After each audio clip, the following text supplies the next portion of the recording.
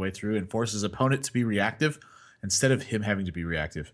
He's able to be reactive at select times where he can really use that to his advantage. Where Strifecro's reactions the entire game have to just be like, I have to do this or else I'm going to die. Yeah. And that's not the position you want to be in. You want to be able to react to things kind of at your leisure. Oh man, and of course, Strifecro's top deck consecration just at the time he needed it actually helped a lot. Lifecoach was actually begging for Quartermaster to show up, but it just never showed up, right? But still, you got to play with what you have, and Strifecro did play pretty well there.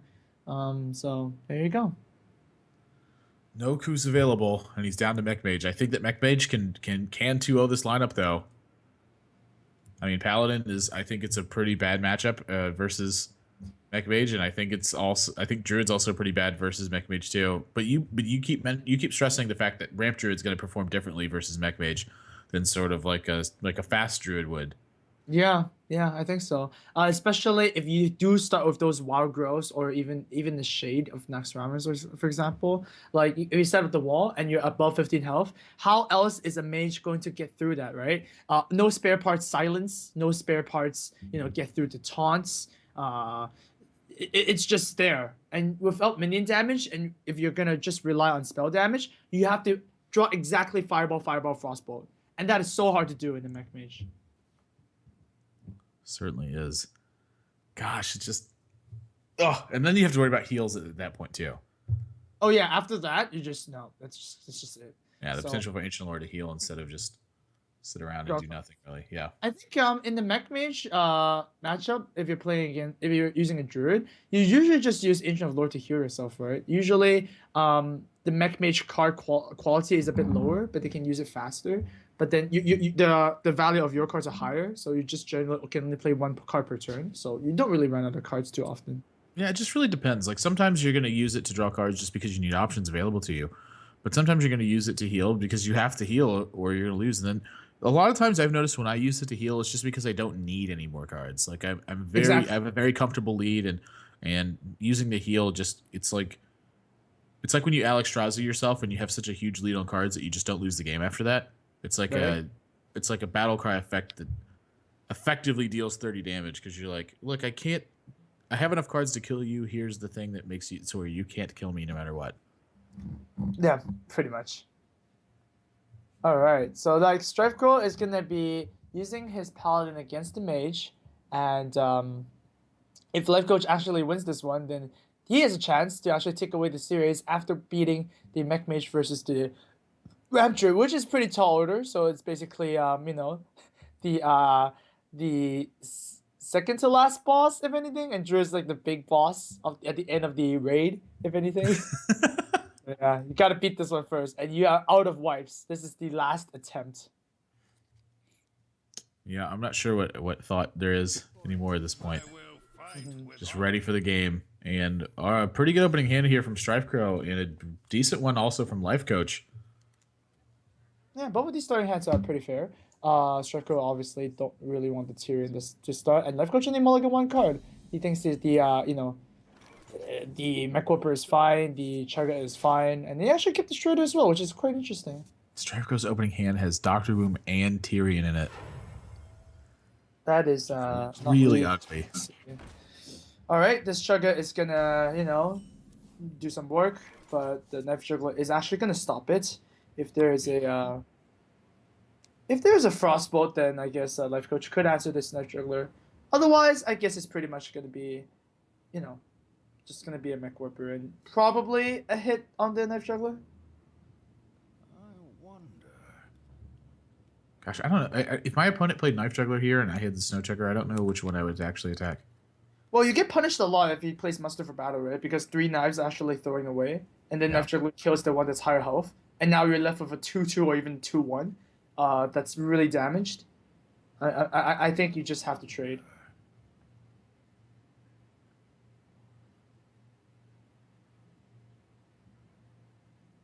So yeah, just you just need to weigh in the consequences of both. Hero power does seem a bit lackluster, if anything, because you're against the Mech Mage. The only way to win early game is to establish the board. So yeah, Knife Juggler, I do agree with that play a lot, and I think that's the right call. Yeah, I'd be tending to go with Knife Juggler here pretty much every time. Just to make sure you have to get the Snow Trigger dealt with. It's like one of the most dangerous ones because it's just shutting off cards in your deck that you need access to. Well, how's about a Mad Scientist here instead? Well, if he plays Mad Scientist, I mean, the idea behind the Knife Juggler here is that Knife Juggler is meant to kill Snow Chugger. So if he plays Mech Warper, Okay. either Snow Chugger's going to live and he's going to get to play a turn 3 Piloted Shredder, Okay. or he's going to kill the Mech Warper and you're going to get to keep Snow Chugger. Right. But then another thing with Mad Scientist is that you want to use it as soon as you can, right? So you actually don't draw into Mirror Entity. That is one of the most important things that a Mech Mage player can do, right? To be good at Mech Mage, guys, you have to be good at not drawing those secrets. Oh, Mech Warper does come down, and does Lifecoach play around Muster for battle? Yes, he does. So now Strifecro. Oh man, another big draw. That's not really good. Yeah, this draw's looking really ugly for Strifecro. Mm-hmm. That is an Enoratron Slayer.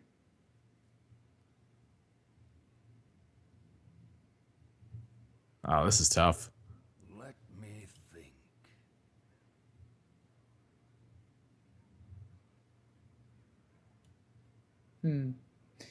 I think you still go with the shielded mini bot, but if you whiff next turn, then you wish you haven't.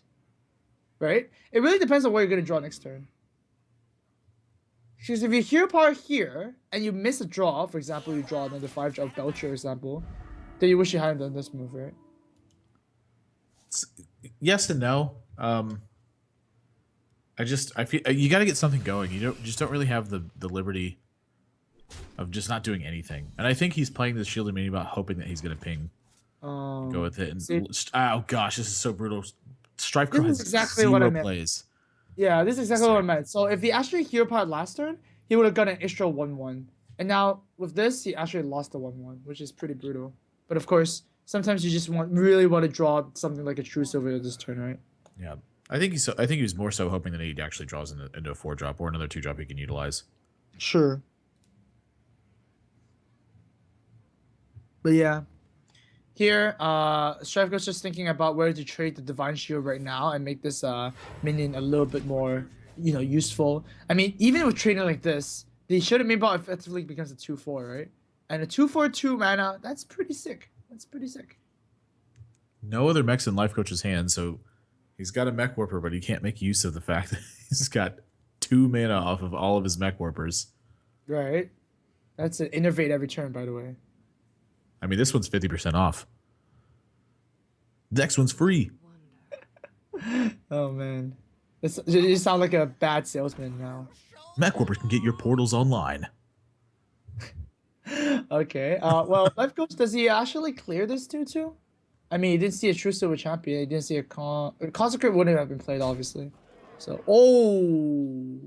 to the dome. I think when you have 2 copies of Fireball in your hand, you definitely want to push the issue.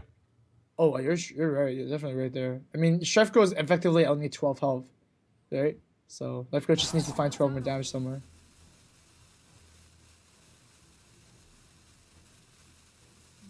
I'm pretty sure I'm pinging the 1/1. Yeah, but do you trade for pretty- the 2/2 here? Yeah, I'm pretty sure this is going to Dome. Go to the dome, Yeah. where I belong. Boom. Oh, okay. Lifecoach being pretty aggressive here. Belcher should be realistically the only play, and of course, you don't want to hit a Mad Scientist because you don't want to give your opponent a Sludge Belcher. So, the turn kind of plays out itself here. Maybe he does want to give him a Sludge Belcher. He's got a Black Knight. What? No.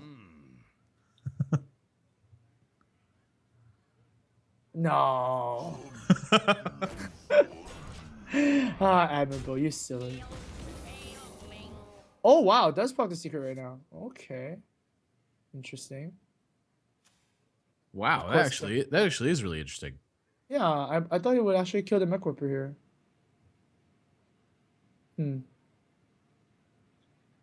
Tough turn from Lifecoach here too. Sludge Belcher seems to do a really good job at making piloted Shredder turns awkward. Right. And the Blast Mage is gonna come before the Shredder hits. There might be some residual damage here that's not that good. And oh. So now, I guess you still use the Shredder to hit. So you effectively wasted 1 damage in the face, right? Oh, he gets a 2/2 taunt. You know what that means. That's sick Black Knight value.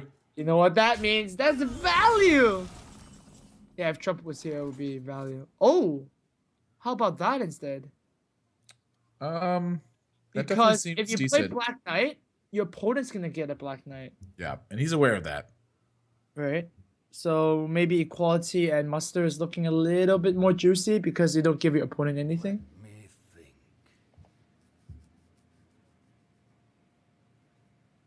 think. Yeah, I think equality and muster here is pretty sweet. Although next turn you are gonna face a lot of damage. He doesn't really have a way to play around that though. Right. Let me And this mirror entity is so annoying, don't you think? Gosh.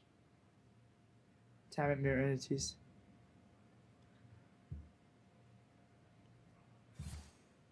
Alright, That's so exactly it what does. he's gonna do. Let's go with the equality muster kind of cleared play. Oh, and I think that Lifecoach has found that 12 damage that he needed. More than enough. But does he actually do it now? Is he afraid of something like an antique heal bot or something like that? Does he actually fireball the face right now? 5, 6, 7 drops it into 11. Plays a spider tank and fireballs. That looks pretty good to me. Okay. That's 5 to the dome, 2 to the dome, of course. Spider tank. And is this a fireball to the face? Yeah. Ooh. And I think Strifecro just got the bad news in the mail. Yep. Which is You're dead. there's just absolutely no way that he could win this game.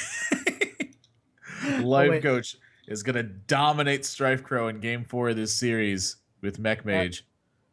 This wasn't even that good of a Mech Mage opener. It was just like really standard. It was like 2-drop into 3-drop into, or 2-drop into 2-drop into drop into just, he just had stuff.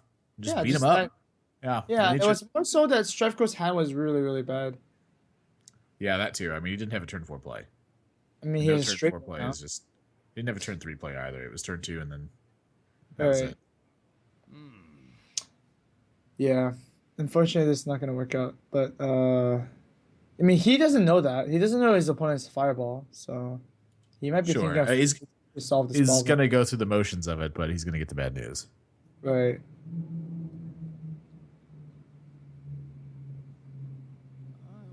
I must move quickly.